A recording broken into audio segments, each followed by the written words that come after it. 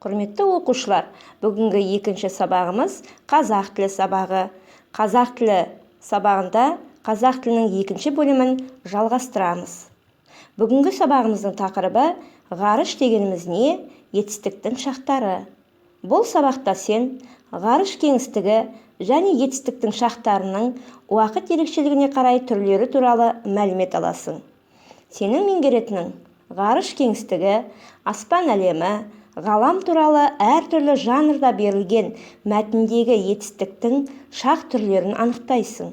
Етістік шақтарының жасалу жолдарын білесің және қолданасың. Ғарыш дегеніміз, балалар, араб тілінен алғанда кеңістік, космос деген мағынаны білдіреді екен. Ғаламның астрономиялық анықтамасының синонимі, яғни ғарыш бізді қоршаған шексіздік аспан әлемі. Ғарыш жақын ғарыш және алыс ғарыш болып екіге бөлінеді. Ғарыш кеңістігінде шек жоқ. Ғарышқа бүкіл ғалам, жұлдыздық жүйелер, әлемдік бос кеңістіктер, шаң-тозаң, түрлі сәулелер жатады. Жерді қоршаған дүние ғалам немесе ғарыш деп аталады.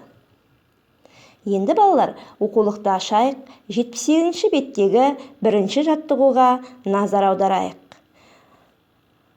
Жаттығуды, тапсырманы оқиық, мәтінді оқиық жақсылап өзіміз. Содан кейін мәтін бойынша сұраққа жауап беріп, оны дәптерге жазайық. Сұрақ: ғарыш кеңістігі дегеніміз не? Жарықтың таралу жылдамдығы. Ғарыш жұлдыздық жүйелеріне не жатады? Осы сұрақтарға дәптеріңе жауабыңды жаза қой. Етістіктің шақтары. Етістіктің осы шақ, өткен шақ, келер шақ деген түрлері бар. Осы шақ дегеніміз сөйлеп тұрған кезде болып жатқан қимыл іс-әрекетті білдіреді.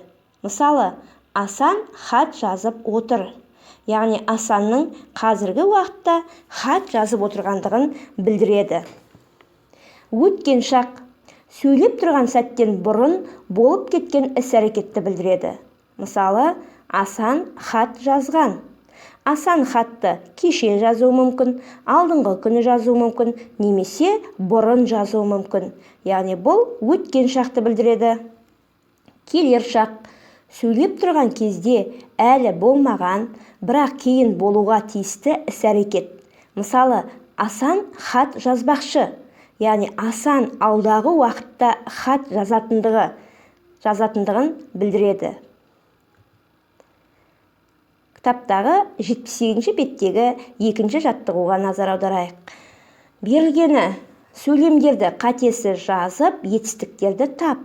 Етістіктердің қай шақта тұрғанын ажырат. Дәптерге қатесіз көшіріп жазамыз сөйлемдерді. Етістіктерді тауып астын сызып, қай шақта тұрғанын айтамыз. Одан кейін 5-ші жаттығуға назар аударайық. Берілгені төмендегі жұрнақтар мен көмекші сөздердің қай шаққа қатысты екенін тап. Дәптеріңе жаз. 3 шақ берілген, келер шақ, осы шақ, өткен шақ.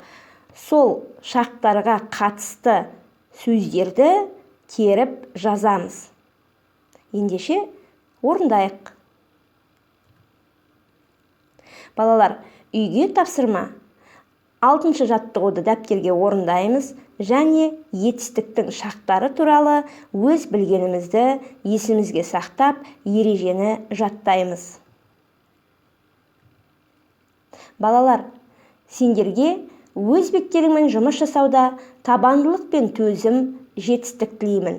Түсінбеген сұрақтарың болса, апайларың сендерге көмектесуге әзір.